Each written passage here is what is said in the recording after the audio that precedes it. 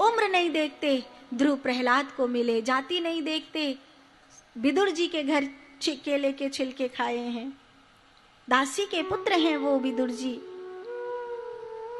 सबको मिलते हैं, गजेंद्र को मिले हैं, सबरी को मिले हैं, कबीर को मिले हैं, नानक दादू पलटू को मिले हैं, सबको मिलते हैं।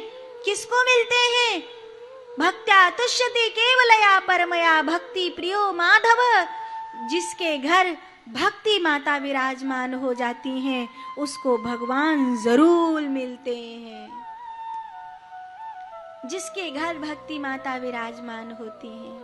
मैं तुम्हें विदुर जी की कथा सुनाता हूँ। एक समय की बात है, 12 वर्ष मंत्री पद जिनसे छुड़ा लिया गया था, ऐसे विदुर जी अपनी धर्म पत्नी सुलभा विदुरानी को लेकर के गंगा के तट पर रहते हैं। कुछ कदली के केले के पेड़ लगे हुए हैं, कुछ फल हो जाता है, कुछ बथुआ लगाया है, बथुआ का साग हो जाता है, उससे गुजर चल रही है। आज गंगा के तट पर हल्ला मचा कि वासुदेव श्री कृष्ण पधार रहे हैं। विदुर जी बड़े राजी हुए, विदुरानी से कहा वासुदेव श्री कृष्ण आ रहे हैं, उनके दर्शन के लिए चल रही है क्या? सुलभा कहती है, देख रहे हो मेरा शरीर तो उठ नहीं रहा है बिल्कुल, बहुत दिन हो गए। भक्त भगवान के पास जाता है, आज इस बूढ़ी सुलभा को पुकारने दो, भगवान भक्त के घर आएंगे।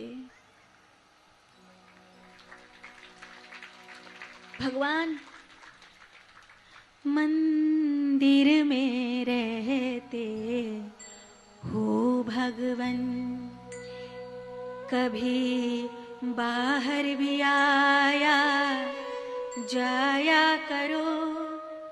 मैं रोज तेरे घर आता हूँ, मैं रोज तेरे घर आता हूँ, कभी तुम भी मेरे घर आया करो।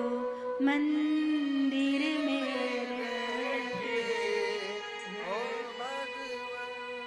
दुर्योधन की उस सभा में भगवान कृष्ण को षड्यंत्र हुआ था बांधने का। 5 गांव पांडवों के लिए भगवान कृष्ण ने मांगे हैं, केवल 5 गांव।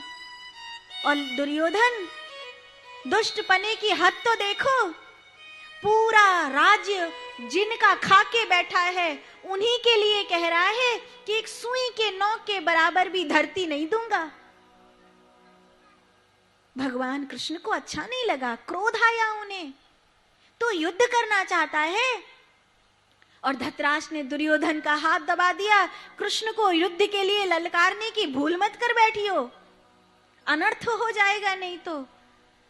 गांधारी हाथ जोड़कर कहती है, मैंने 56 भोग बनवाए हैं, उन भोग प्रसादों को पाइए, ये सब राजकाज की बातें बाद में होती रहेंगी। लेकिन भगवान कृष्ण कहते हैं, अवश्य आता महारानी। लेकिन राजकुमार दुर्योधन ने कुछ ऐसी बातें कह दी हैं, अब इन बातों के बाद कोई और व्यवहार बाकी नहीं रह गया है। फिर भी मैं आपका सम्मान जरूर रखता, पर मेरे पेट में भूख नहीं है। जब कभी भूख होगी मेरे पेट में तो आपके हाथ से भोजन पाने अवश्य आऊंगा, पर अभी जाना है। और भगवान, कहाँ जाना है भगवान को? काकी विदुरानी इंतजार कर रही है, उसके घर जाना है। बूढ़ी विदुरानी की आंखें पथरा गई हैं, कब आओगे? जीवन की शाम होती जा रही है, मृत्यु द्वारे पर खड़ी है, शरीर साथ नहीं दे रहा है। गंगा के तट पर पड़ी हुई विदुरानी तेरी राह तकते तकते तकते अब मर जाएगी, क्या तब आएगा? कोई पुकारे और भगवान न आए, ऐसा कैसे हो सकता है? विदुर जी को पता चला मेरे घर प्रभु आ रहे हैं, मैंने तो कोई व्यवस्था नहीं करी है। कुछ दूध दही ले आऊं, कुछ मिष्ठान खरीद लाऊं, कुछ वस्त्र ले आऊं। लेकिन जेब में तो एक फूटी कौड़ी नहीं है। गरीबी तो इतनी कि जहां खुद खाने को नहीं है वहां मिष्ठान खरीदने की बात कर रहे हैं। पर गए नगर में, शायद कोई प्रभु का प्यारा व्यवस्था कर दे। विदुर जी तो व्यवस्था बनाने लग गए कि मेरे घर प्रभु आ रहे हैं, भैया कोई एक कपड़ा तो दो, भैया कोई मिष्ठान की व्यवस्था तो करो, भैया कोई दूध दही माखन तो दो एक कटोरी में, मेरे कृष्ण आ रहे हैं। और इधर भगवान कृष्ण विदुरानी की झोंपड़ी पर दस्तक दिए। भगवान ने द्वार खटखटाया, काकी द्वार खोलो। रानी तो कुछ ऐसी बावरी सी भई, भगवान के चरणों में गिरूं, कभी हृदय से लगाऊं, मनुहार करती सुध बुध भूल।